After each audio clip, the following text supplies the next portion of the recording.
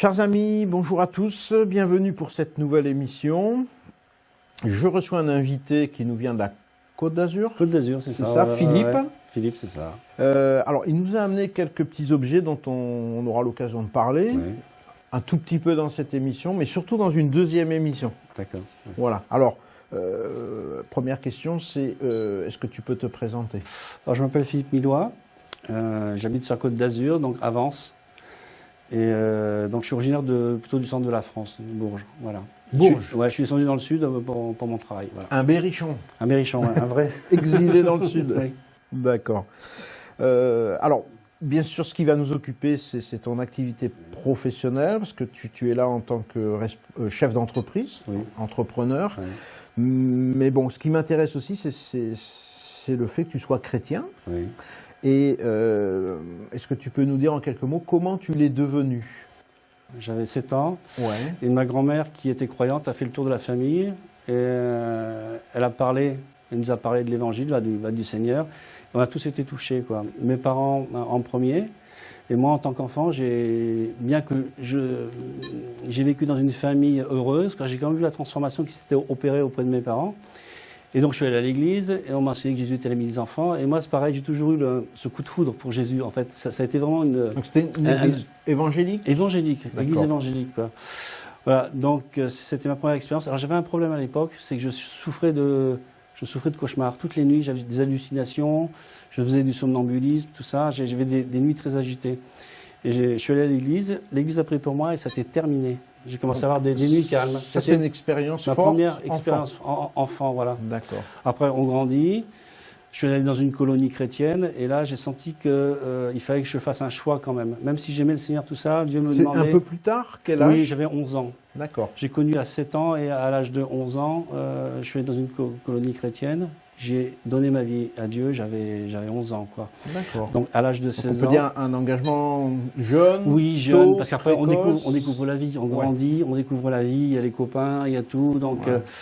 il y a quand même des luttes, c'est pas évident. Quand on est chrétien et que son entourage est non-croyant, tout ça, donc c'est assez compliqué, mais avec l'aide de Dieu, ça se passe bien. Bon, on peut dire quand même que le Seigneur a mis la main sur toi oui, dans ton enfance. Mes parents priaient pour moi, pour ma sœur, pareil, qui était... D'accord. Et donc, à l'âge de 16 ans, j'ai décidé de me faire baptiser et j'ai dit, Seigneur, tu diriges ma vie, c'est toi maintenant qui la prends en main. Donc le baptême, engagement de foi. Voilà. Un engagement à suivre le Seigneur et les principes bibliques. Voilà, en toute conscience, quoi. Voilà, un choix personnel, voilà. D'accord. Voilà. C'est la démonstration visible de la foi qu'il y a dans le cœur, le baptême, hein, c'est ça? Oui, c'est ça. Voilà. Ouais. Alors, on a partagé, bien sûr, on a préparé l'émission. Hein, tu as travaillé professionnellement dans un milieu chrétien pendant plusieurs années.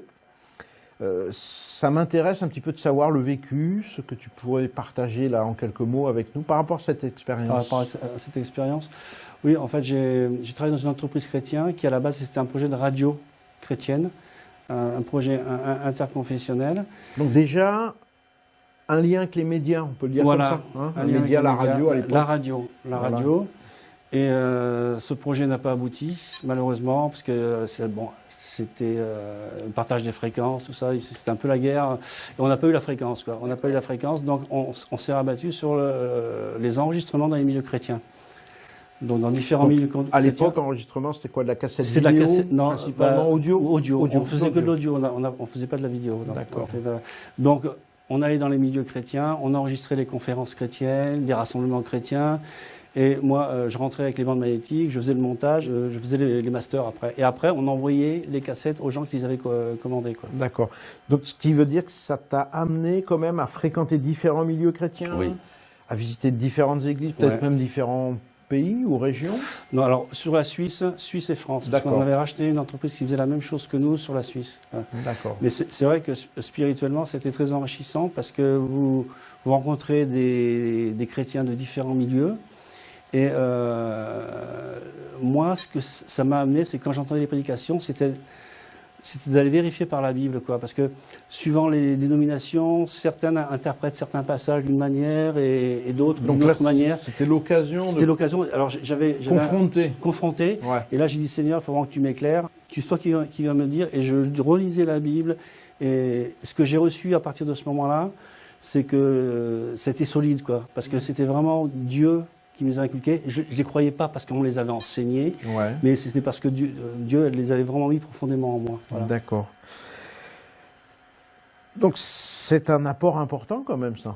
Parce que en fait, tu as reçu, on va dire, une multitude d'enseignants, de pasteurs. Ouais. Pendant 6 ans, voilà, 6 ans, séminaires. Ça a été vraiment une richesse pour moi. Et ça a participé à fortifier ma foi, voilà, ta maturité chrétienne. Foi, et puis de voir que l'Église est variée et très, très belle, quoi. Très belle. Alors, dans ce parcours de vie qu'on vient rapidement de survoler, c'est le cas de le dire, ici, avec les drones qui se baladent un peu partout, là. Enfin, ils clignotent, ils bougent, ils font du bruit, mais pour l'instant, ils ne volent pas encore. Est-ce que tu pourrais, pour conclure l'émission, cette première émission avec toi, nous donner un témoignage d'une expérience forte vécue avec Dieu, en lien à l'audiovisuel, etc. Ouais. Alors il y en a plein. Une. Alors, quand je me suis retrouvé à Beaune pour ce projet de radio, je n'avais aucune formation. Et on s'était dit avec mon collègue, c'était un ancien journaliste, on s'est dit, bon, j'essaierai de te faire des stages à gauche, à droite pour te former, tout ça. Mais bon, il n'y avait pas d'école de formation comme maintenant, il existe des BTS audiovisuels. Il y avait juste une école à Paris, Louis Lumière, Vaugirard, qui est très connue, qui demandait un niveau de culture cinématographique que je n'avais pas, et également d'un maths sup, maths spé, un concours d'entrée énorme. Donc on s'est dit, bon, on va prier. Et on a prié, et quelques semaines après, mon collègue il vient vers moi avec le journal, il me dit, regarde Philippe, la première école audiovisuelle se monte à Beaune, là où j'étais. En plus. Voilà. Donc pour moi c'était vraiment une réponse. Il y avait un signe là. Ah oui, là, je savais que j'étais dans les voies, quoi. Dans la voie qu'il fallait. Dans le plan, voilà. Et j'ai pu suivre ces cours, alors c'était super intéressant parce qu'on travaillait avec des gens du métier. Il n'y avait pas encore ces BTS, c'était pas vraiment structuré, mais alors c'était des ingénieurs du son, des caméramans, on a eu des cours d'analyse filmique, donc c'était des cours très très complets, et le tiers du temps on le passait à faire des stages dans des entreprises. Donc on peut dire que cette expérience et cette porte qui s'est ouverte pour toi, tout à fait. Ça t'a vraiment, j'allais dire, préparé pour ton avenir. Oui. Et ce dont on va parler dans la seconde émission. Oui. Hein, et plus précisément, on parlera de ces engins, comment on dit, volants, hein, les drones qui sont au cœur de ton activité aujourd'hui. Hein. Voilà, alors on vous donne rendez-vous pour une prochaine émission, vous l'avez compris, une deuxième avec Philippe. Et là, on parlera beaucoup plus en détail de ces engins volants identifiés, des drones, et comment dans son travail aujourd'hui il les utilise. Alors on vous donne rendez-vous pour très, très bientôt, hein, il suffira simplement d'être attentif à la programmation. On vous remercie pour votre attention. Merci à toi Philippe. Merci à toi. Pour ce temps pour la première émission. À très bientôt.